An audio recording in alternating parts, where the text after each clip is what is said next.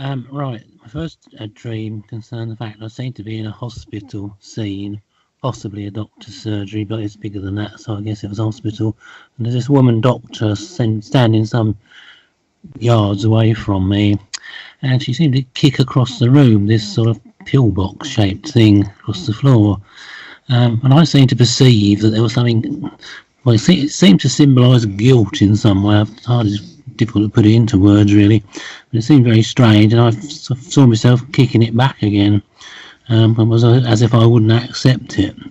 But then the scene changed. It all seemed to be one dream, although it sort of changed rather strangely. The next scene, I was looking at a man who appeared to have two heads, believe it or not. The oldest, even older than that, they weren't even human heads, they were horses' heads. And somebody not in view, sort of off stage you might say, was telling the left head to commit a murder for it. And the horsey head replied, what's in it for me except the electric chair? To which it was then told, no, that won't happen. They couldn't electrocute you anyway because they couldn't. They would be killing the innocent one as well if they did that. So they couldn't electrocute you. So don't worry about that. And then the scene sort of changed. Evidently, whoever it was had talked this horsey person into some reward for doing this dastardly deed. And the next scene, I found myself standing there reading some sort of law book, which said words to the effect of, if the prescribed method of execution cannot be used, then an alternative may be. Then the scene changed, and the horsey chap was being taken to be executed. But when he got into the execution chamber, there wasn't an electric chair, but it was a guillotine. And that was really the end of the dream, which is rather strange and creepy sort of thing. And all thoughts would be welcome. Yes, hello, Peter and Kevin and Gwen. The first part there, of course, is the world today with all its little medical ideas. And they kick it to you and you kick it back. Well, your foot represents the physical self. It's in the physical realm. And they're trying to get you to accept drugs, and you're not doing it in the physical sense. So you're kicking it back to them. Again, your foot represents the physical body. So the next scene with the horses and whatever, well, that becomes kind of interesting. And then it pops into the third scene. Well, it's already a matter of fact. Something took place, right? So the horse is going into, you said it wasn't an electric chair. It was what? I didn't hear that part. A guillotine. Oh, a guillotine. Oh, okay. Okay, so they were going to cut off. Yeah, going to just cut off the evil head, I suppose, isn't it? Most of them. Yeah, so could be your political system. You know, what's the old saying? Your horse's ass, something like that. And two heads. You know, again, it's showing you the dual aspects. In other words, it's a person who's not focused. So it's something, look at something that, what I'm getting is something in the political scene. But, you know, it could be anything. But again, it's, you know, it's most people today, this is how they are. So you're kind of seeing, you know, a social view of things also. And the end result of what takes place when people are like that, kind of along those lines. It's very simple, but it just kind of demonstrates itself. It exaggerates itself like that. So in other words, the boys are giving you another view there to take a look at things, because we are so confined. We're so confined in our personal view. We have ideas of things. Look at the ideas you have of things and of people and situations and the system, etc. And so compare it with that. What makes sense? Okay? Yeah, it's interesting you say that, actually, because the next dream I was going to talk about was actually the night before, and that was had political sort of overtones. It was set, I believe. I felt it was in the 1800s. I think this might be a past life thing, but I'm glad of your thoughts on it. It was set in the 1800s. I felt it was anyway, and it was in America. Some sort of rural town, and I appeared in this dream to be some kind of aspiring political person, horror of horrors, representing New York State. And this was some sort of meeting of people of similar sort of opposite numbers, you might say, from all the other states of America at that time. And we were sort of standing around waiting, and then somebody came up to me from one of the other states. I don't know which state it was, but he seemed to agree with whatever it was I was going to vote on, because there was some sort of vote coming up. And a light came on in this building. This building was like an old sort of county courthouse kind of a building, sort of single-story thing. And a light came on, and we sort of filed in. And inside there were rows and rows of seats, divided down the middle by what I'm searching for, so a central gangway, and apparently whichever side of this gangway you sat on indicated which way you were voting on, whatever it was they were voting about, which I don't know. And so we went in there and we sat down, and that was really the end of the dream. Just a few points of interest that I just add. It's the fact that I've always had quite a connection, or felt I've had a connection with New York, particularly Manhattan, in fact. But this goes back to the 1800s. I once had a past life session with somebody, and it sort of came out then that this was in the early 1800s, when they were designing the grid system of the streets, which I've always admired. And I was somehow involved in that, helping drawing them or something at the City Hall or wherever it was. And that, I think that was 1811, if my memory serves, when that actually happened. I don't remember the dream, but I mean when they did the grid system. But I've always loved New York, and although I think it started from seeing the pictures of skyscrapers and things, I've always found absolutely fantastic. The old ones, not the new ones very much, but anyway, that's waffling on a bit. So I don't know whether it was a past life thing or what it was, but maybe just throw some light on that for us, please. Well, again, see, you're telling it. You're telling your story. You've always been kind of partial to this or whatever. So sure, it's more than obvious that we've all come through something. So you still have that there, and when you see pictures of that or whatever, it triggers those little memories, but the personal self doesn't see it as a past life or whatever, because for the most part it doesn't know what that is. That's not how we've been trained this lifetime, but yet you have the awareness of that. So again, it's as we start off with this, and it takes a long time, it'll take you the rest of your life and beyond this to figure this out, and that is that you have a lot to go through in the personal self. And so, it's just like a study that a person would go to in college once they get out of high school, because high school is pretty dull. You just go through things to kind of waste your time there. But anyhow, you learn to read and write and a little math and whatever. But when you really apply yourself, you start to see these different ideas within yourself that you hold to. And, just like the movie The Matrix, you feel these ideas are your reality, which they are. We all need to cling to something. We need creation. Yes, we do. And we decide how to sort it out. So again, you're going through these various actions, because again, there's a part of you, see, this is where learning to recognize your intent, because it's your intent that holds you to these things, because this is all you've known. And so now there's a bigger part.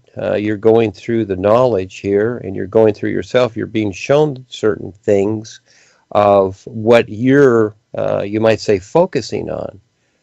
etc. Until you can figure it out. So there's a lot to this, and the intent of yourself is huge to recognize that, because that you pivot off of that. Okay, that's the real you. It's invisible, and to figure that out according to these things you're going through, unless you want to just keep going through what you've always gone through, then it's fine. It's always your choice. And backing up a little bit, the two horses' heads, in the United States here, the political system, of course, one's a donkey and one's an elephant, the Democrats and Republicans. But I would say that they use the horse's head because, again, there's an old saying here, you're a horse's ass, okay? And so you're seeing the scene as it goes through. So you may have, how this led up, this experience, you may have been part of that scene in the past, like you were saying, laying out the grid diagram for New York and whatever. And a lot of those cities, the Illuminati and the Masons did those things, like Washington, D.C. and whatever. So, but I'm not sure. I haven't researched that. You would know better. But you see, and sometimes these things are warnings too. So I'm looking at that first experience as it goes through the steps, and all of a sudden you're at the guillotine. So I've seen these things before. In other words, an individual's motivation, you may not see it right now. Okay, you may not see this right now. I knew a very close friend that when I first met him, he was, within the first couple months, he was sharing some real side experiences. Well, one of them was very prophetic, but he couldn't recognize it. I could, and he was in a room, and the party was over. And at a certain point, he left, and the party was over. And I told him what it meant. And so again, we're given these ideas too, and I'm not saying it's that, because you always have choice. But look at the process. In other words, somebody's whispering in the horse's ear and saying certain things. And then at the very end of your experience, you're reading the law. You're reading some kind of law or stipulation, see, which is giving you a hint to something that, oh, gee, if you do this or whatever, this will happen. Well, then it did happen, didn't it? Okay? They're showing you what will happen if it's gone along those lines. So you take a look at that, and if it's something you've went through or whatever, or it's coming up, again, just like the first experience with the doctor thing, where she, the nurse or the doctor kicks the pills to you, that's in the physical. Watch how that comes along. I know that when I make little visits to the doctor to get referrals or whatever, I don't go there, but unless I have to, but it's usually for a referral. They always try to, oh, have you taken your flu shot? Have you done this? Have you done that? Blood tests. Do you need an operation this week? We have a lot of openings. Okay, something like that. Okay, so, you make the choice. And we look to authorities to decide for us. But, again, I play the game with them, but, you are the decider. So it's kind of interesting there, Peter. That's your life. It's very upfront, these experiences that you're having right here. They're very upfront with you. You already know what they are. Yeah, go ahead. Right, okay, thank you. I'll just do one more dream, a bit of a short one this time. I had a couple of weeks ago, that's like many of my dreams, it's something to work related. I just apparently started a new job in a new building, and I was in this room surrounded by lots of unfamiliar people, very friendly. There's nothing wrong with it, but then after a minute or two, the scene, it's in the same building. I think the scene changed, and I found myself standing on a window ledge. The window opens 2 or 3 floors up from the street. I didn't feel suicidal or anything like that, but for some reason I was feeling rather uneasy, to say the least, wondering what to do next. I was clinging to the brickwork with my fingernails. But then the scene changed again, and I seemed to be more or less at the top of this enormous black metal barred kind of fence in the middle of some town square. For some reason it was fenced off, this great iron sort of fence, and right up in the air, about quite high, I should think, probably 15 to 20 feet up in the air. And I was a bit frightened by the height, and I was managing to hang on to it, and then I sort of climbed up and managed to get onto the top of it, and sort of sat on the top, and then that was the end of it. So I don't know whether that sort of just indicates that sort of the struggling to sort of progress through life or whatever. But maybe you could let me have your thoughts on that, please, Dwayne. Yeah, that's kind of the idea. So they're going to set you up with different situations. So again, yes, the job, what is a job? It's a new opportunity, right? So the boys are always presenting people with new opportunities. They present anybody if they'll step up and, be curious, take the risk, whatever. Everybody's a little different.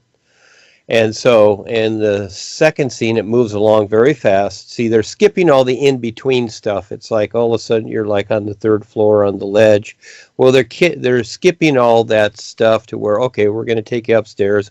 We'll take the elevator and walk up the stairs. They skip all that, okay, because that's not part of the experience. It's just a process you go through. But all of a sudden you're on the third floor, you said, whatever, you're clinging, you're out there looking at that, well, and you're clinging to the building. Well, the building is an idea, okay? So you're clinging to this idea, and the reality is that they are taking you up so high, not real high, just kind of, and if we go by the levels, that's basically causal plane, which is memory, okay? Second level is astral, third plane is causal, which is understandable, and you're clinging, you're bothered by it. So in other words, you're bothered by something from your past. Again, look at what you just went through here, the first couple experiences, and look at what has taken place during the night. You have three different experiences. Many times, even though they continue on, there's many parts to them. You have three basic ones, the first one, the second one, and the third one, and this is the third one. Also, the idea is that all of a sudden you're given the opportunity to take the leap, you see, from what you've known. And so it didn't happen, so it moved to the next scene. And so again, it's kind of like in boot camp where they put you all through this stuff. You got to run a lot, you got to dig ditches, you've got to climb ropes, you got to climb over walls, you got to climb through nets and, all this stuff and swing from here to there to try to get past the mud hole, you see. So they're putting you all through these things to get you to a certain point where you're capable. Do you see that? You're more capable, as I should say. Do you see that, Peter? Yeah. And so again, you're given these different situations, etc. So so there's the basic idea. Again, it's simple. You know what it is, and the new job again is a new opportunity to take more steps. In other words, they're setting it up for you.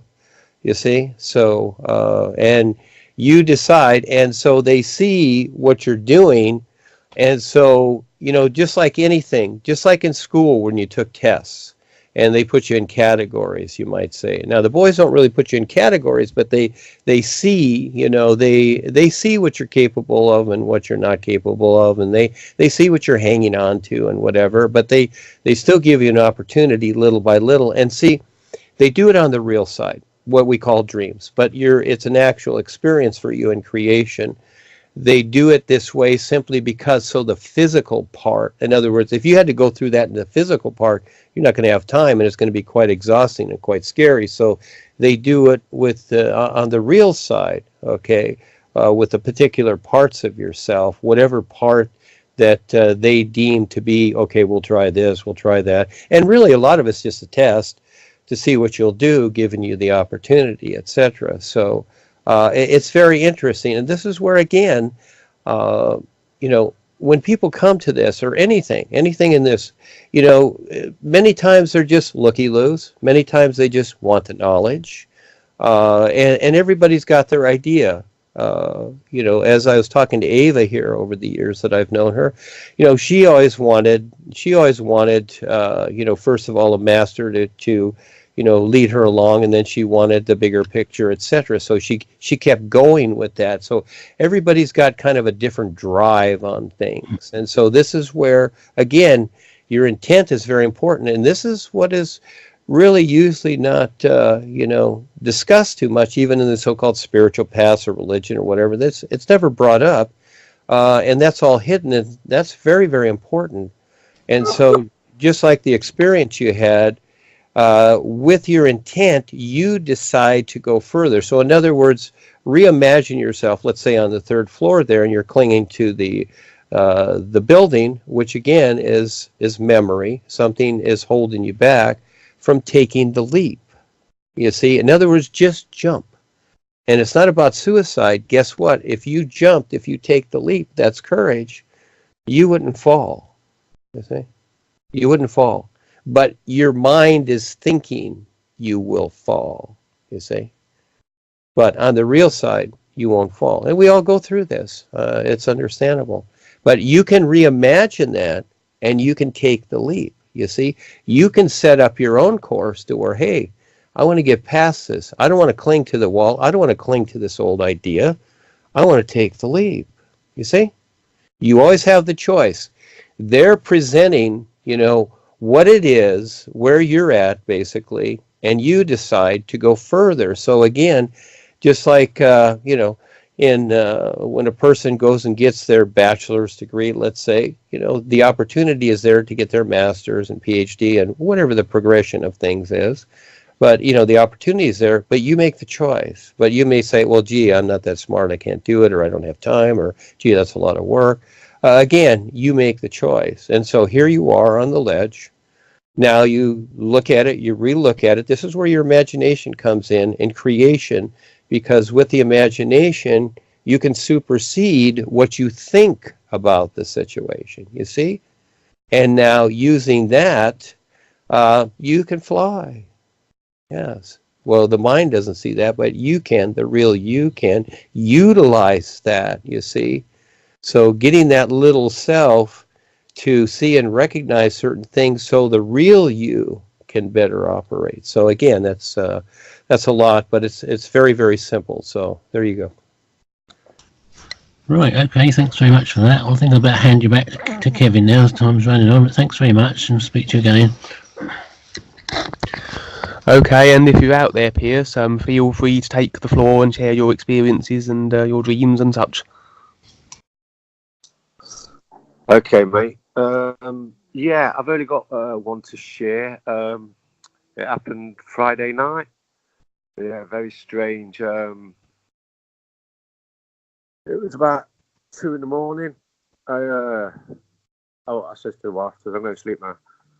So singing the new you, singing the new sound, and even before I was asleep, I was someplace else, like it always happens. I want sleep, but I want awake. But I was having the experience, and I want with any guides, not that I could see or anything, but I was just in a room, like it was total black, and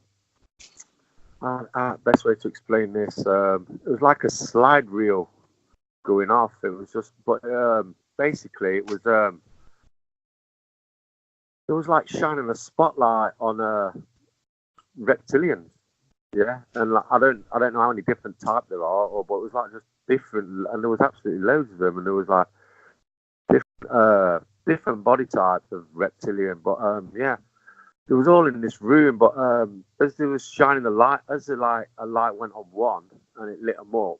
They could see me as well as I could see them, and there was like gesturing towards me and whatnot, and I didn't know I was on my own. I didn't see any guide, so I just presumed I was like, oh well, this is something else. So I was just looking, and then it was like there was lots. It was like a flash. It was like a slide reel.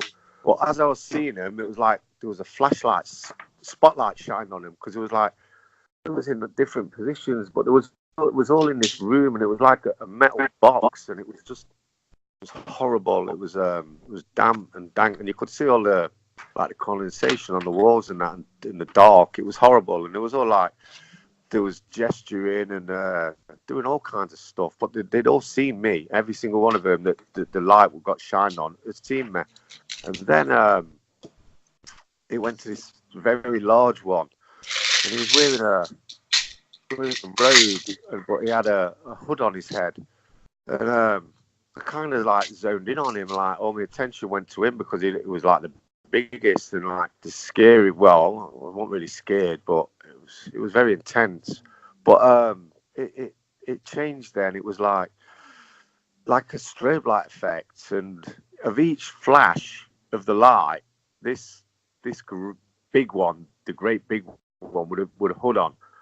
It got closer and closer, and each strobe effect, which had been coming like in milliseconds, it was like getting closer and closer towards me, and eventually ended up basically, it was like nose to nose, but it was massive. It was well big. It was about 12 foot or something, and it was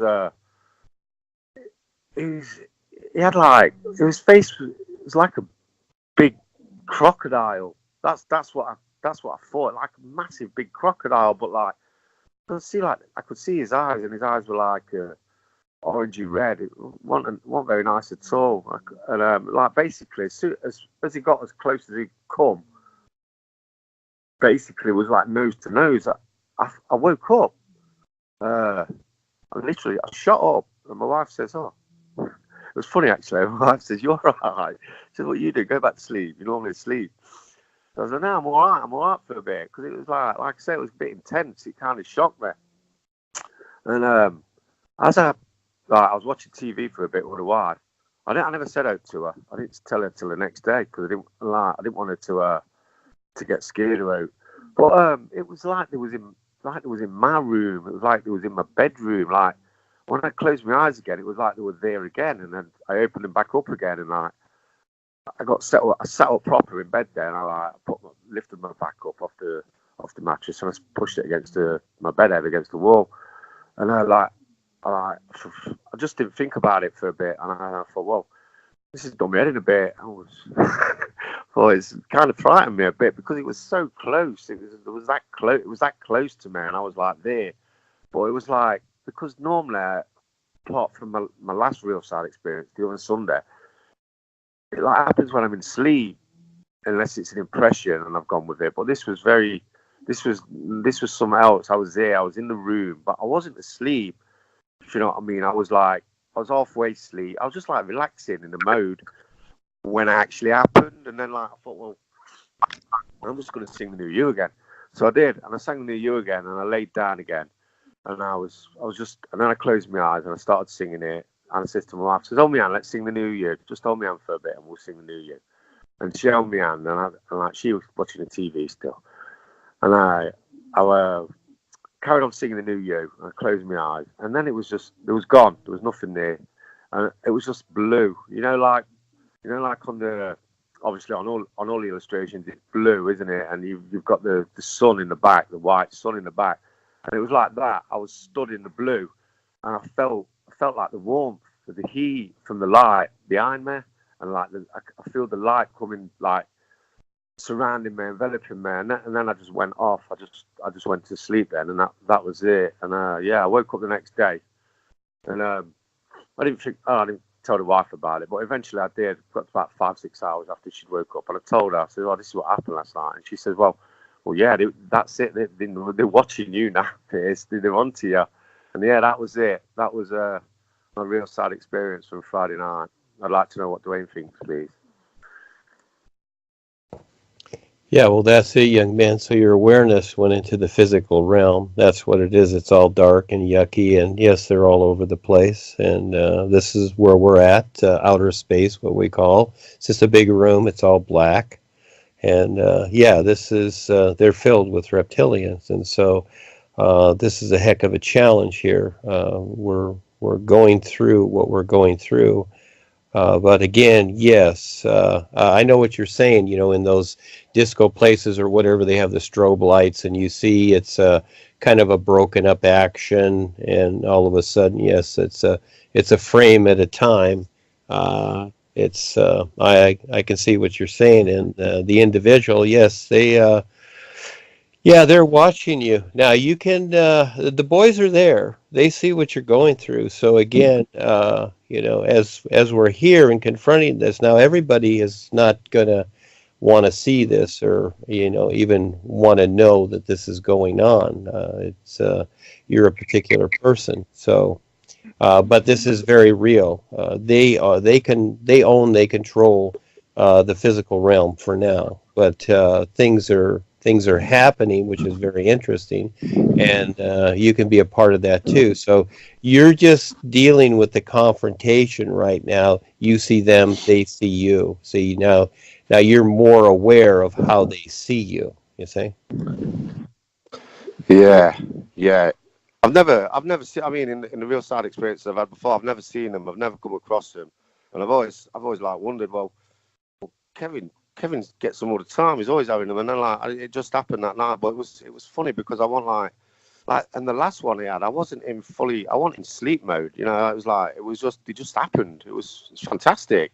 It's like 1 minute I'm basically, it's like I'm still conscious, and I can hear and feel myself singing the New Year, and then it's just there. I'm there, and it's something else. Yeah, but I don't. Yeah, I can't say it frightened me, but it's not put me off. It's not put me off one bit. It's like what you say. You have to be a brave heart, and like I started on my books. Started one of them. Started the illustrations on it, and I've done that. Painted a load of stones. I'm going to take them around the school tonight, and then distribute them through my local town around the schools for the kiddies just to find, and like you say, when you step up, you get shown. So yeah, basically, it's just more confirmation, Dwayne. Thank you very much.